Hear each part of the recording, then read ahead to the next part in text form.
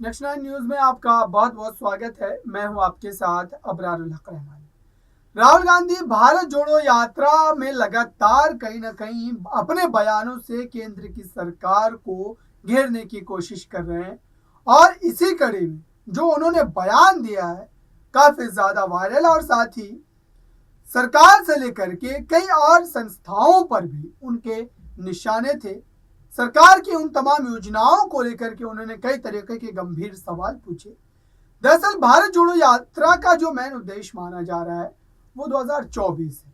2024 लोकसभा चुनाव को लेकर राहुल गांधी कांग्रेस पार्टी से जनता को जोड़ने की एक कोशिश कर रहे हैं और इस बीच उन्होंने क्या सारी बातें कही है वो इस खास रिपोर्ट में आप सुनिए। ये जो यात्रा है,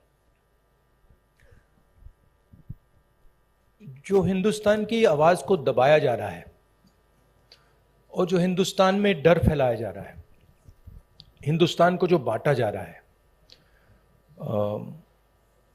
एक जात को दूसरी जात से, एक धर्म को दूसरे धर्म से जो लड़ाया जा रहा है, उसके खिलाफ ये यात्रा है।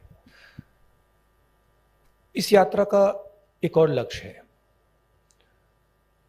और वो मेरा पर्सनल लक्ष्य है और जो हमारे साथ लोग चल रहे हैं वो उनका भी लक्ष्य है। वो है कि हम इस यात्रा को तपस्या जैसे देख रहे हैं।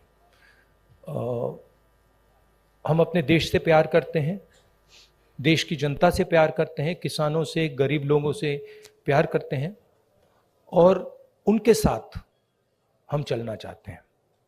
तो यात्रा का लक्ष्य पर्सनल है। यात्रा का लक्ष्य देश की जनता को देश की सच्ची आवाज सुनाने का है।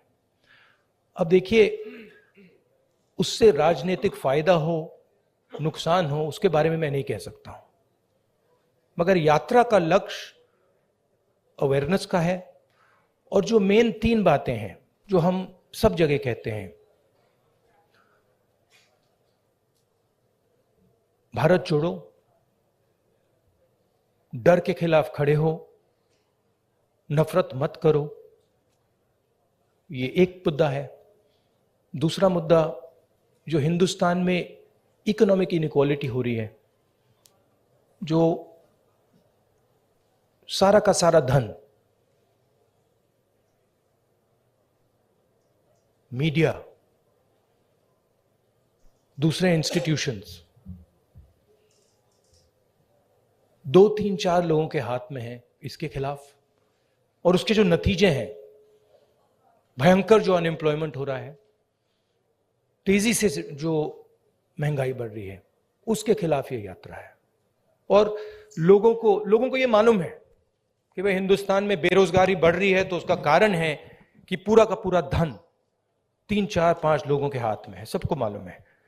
लोगों को यह भी मालूम है कि वो जो धन का कॉन्सेंट्रेशन हो रहा है, पूरा का पूरा पूरी आर्थिक शक्ति जो 3, 4 लोगों के हाथ में जा रही है, उसका नतीजा बेरोजगारी है, उसका नतीजा महंगाई है। लोगों को कनेक्शन मालूम है। तो हम ये बात रखना चाहते हैं और बहुत सक्सेसफुली ये बात यात्रा ने रखी है। इसलिए मैं आपसे कह रहा हूं कि जहां भी हम जा रहे हैं, यात्रा इंप्रूव हो रही है। तो अब ये हमारा लक्ष्य था।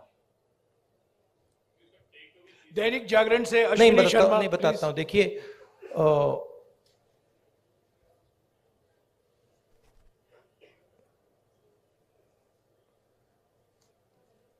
जब अर्जुन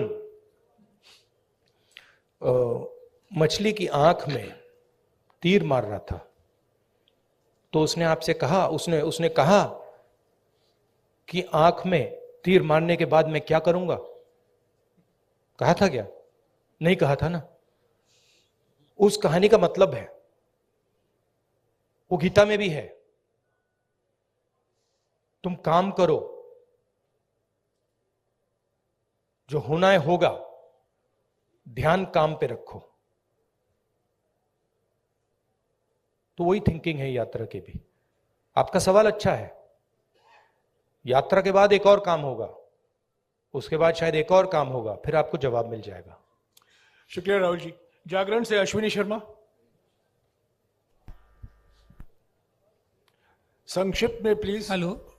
संक्षेप में मेरा सवाल इतना है सर कि यात्रा शुरू होने से पहले का राहुल गांधी और आप आज के हैं- राहुल आप गांधी हैं में कहाँ? कितना अंतर है?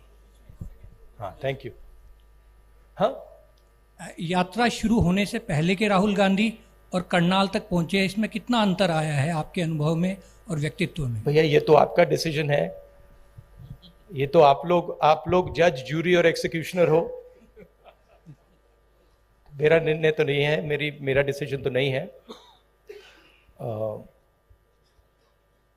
तो ये तो आपको डिसाइड करना पड़ेगा राहुल गांधी क्या है, कौन है, क्या नहीं है, क्या बदलाव आया, क्या बदलाव नहीं आया। उसमें थोड़ी सी सच्चाई आप बोल सकें तो अच्छी बात होगी, और नहीं बोल सकें तो वो भी ठीक है। पंजाब केसरी से मनोज राणा।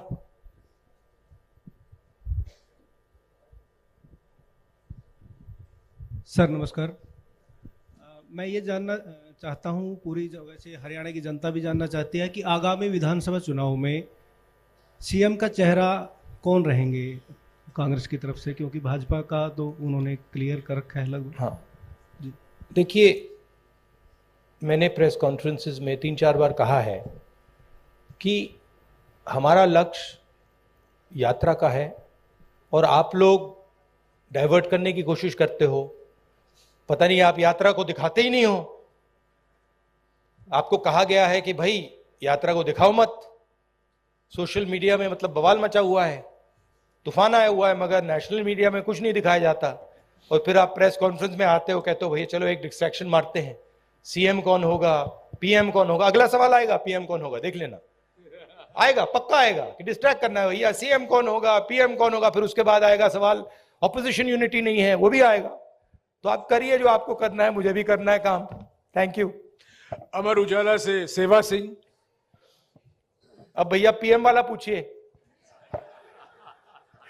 वो 3 हैं आपके, वो हर प्रेस कॉन्फ्रेंस में आते हैं, सीएम कौन, पीएम कौन। अमर उजाला से सेवा सिंह। राहुल जी नमस्कार।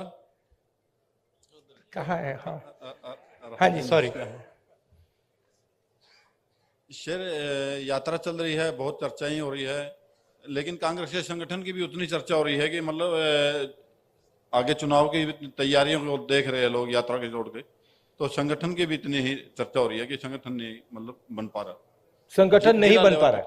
जी सर। तो ये कब तक पॉसिबल होगा? कार्यकर्ता भी इंतजार में रहते हैं सर, मेहनत करने वाले। देखिए, सबसे पहले ये कहना कि संगठन नहीं है, ये तो बिल्कुल गलत है। संगठन तो मतलब सड़कों पे आपको दिख रहा है, सब जगह दिख रहा है।